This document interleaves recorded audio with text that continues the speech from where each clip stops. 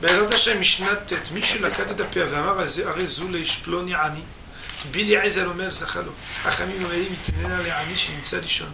הלקט והשכחה והפאה של נוכרי חיה במעשרות, אלא אם כן הפקיד. Si quelqu'un est pauvre et qu'il vient et dit voilà, moi je suis pauvre, mais comme j'ai déjà pris ce qu'il faut pour moi, je prends aussi pour mon copain. Rouven c'est un pauvre, c'est mon ami, je le prends pour lui, pas de problème. Michel Akat tapé avait mal à résoudre les chiploni ani. Si un bonhomme il n'est pas pauvre et il vient prendre la PA pour un bonhomme qu'il est pauvre, et il dit voilà, je la prends, mais c'est pas pour moi, c'est pour mon ami. Le BDS, alors, le BDS a dit ça, il n'y a pas de problème, ça appartient, à partir du moment où tu fais ton kinyan pour lui, ça appartient à celui pour qui il t'a levé. Il devra le donner au premier pauvre qu'il rencontre, ça veut dire que ça ne lui appartient pas à celui pour qui il a voulu posséder, mais il n'a rien fait. On va voir dans Barthénora.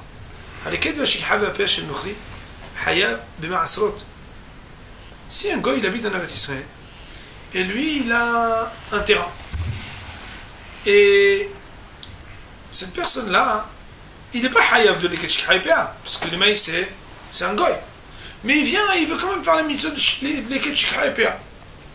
Si un juif il reçoit l'eket shikhaïpéa d'un goy, a priori normalement, quand il reçoit PA, on sait qu'il n'est pas hayab de maaser. Parce que ce qu'il reçoit lui de PA, il n'a pas appelé le maaser dessus. Ce ani. Mais s'il le reçoit d'un goy, alors c'est hayab de maaserot. Et là il me kenifkir. Sauf dans le cas où le goy il aurait fait FKR, ça veut dire où il aurait dit ce terrain-là je l'aurais FKR. Si le terrain il est devenu FKR, à partir du moment où c'est devenu FKR, alors il n'y a pas de hiyub de maaser. Voilà ce qui est marqué dans le Mishnah. Voyons partenant. Rabbi Eliezer Omer Zachalo. Plukta de Rabbi Eliezer et Rabbanan. La mahlouka de Rabbi Eliezer et Rabbanan. Be'ashir. Elle est dans un cas où c'est un riche, chez la 4 vers les zakot, Baal Ani, qui a cueilli la PA pour en faire bénéficiaire un pauvre. Rabbi Eliezer, ça va le migo. Rabbi Eliezer, il pense qu'il y a deux migos.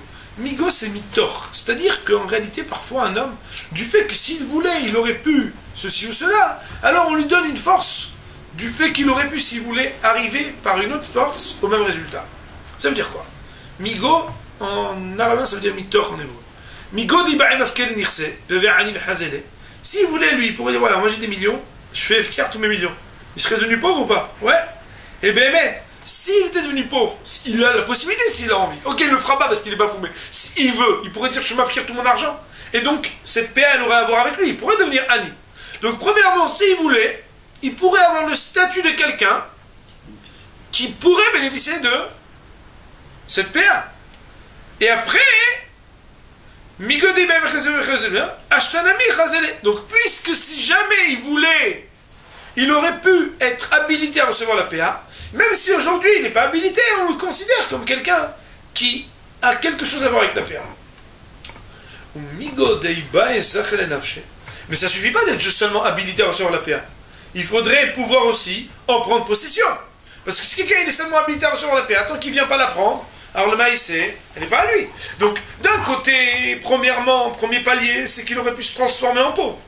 Et deuxièmement, en étant pauvre, deuxième palier, il aurait pu venir et prendre possession pour lui. Et puisqu'il aurait pu à ce moment-là, après ce premier palier, prendre possession pour lui-même, il pourrait en prendre possession aussi pour son ami, parce que si c'était un pauvre, il n'y aurait pas de problème. Rabbanan, c'est vrai, Rabbanan disait attention. Had migo amrinan, tre migo lamrinan. Un premier palier, si le premier palier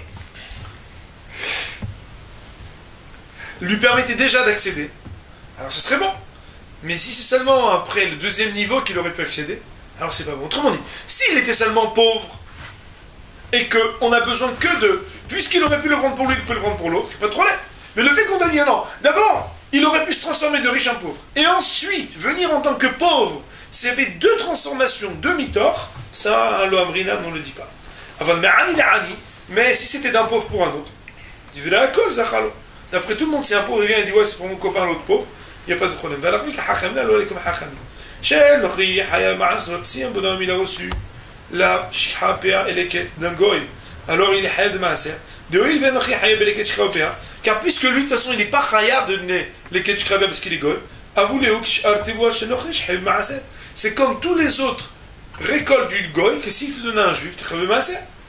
Et la Mkanifkia, sauf dans un cas où il a rendu FK la ligne pour les pauvres, la Ashirim et aussi pour les riches. Autrement dit, si le gars vient et dit je rends FK à mon champ qu'il habite Artikva, il n'y a pas de problème dans un cas pareil, tu ne peux pas le Maaser. Des FK pas tout Minaser parce que le FK, il n'est pas tout du Maaser.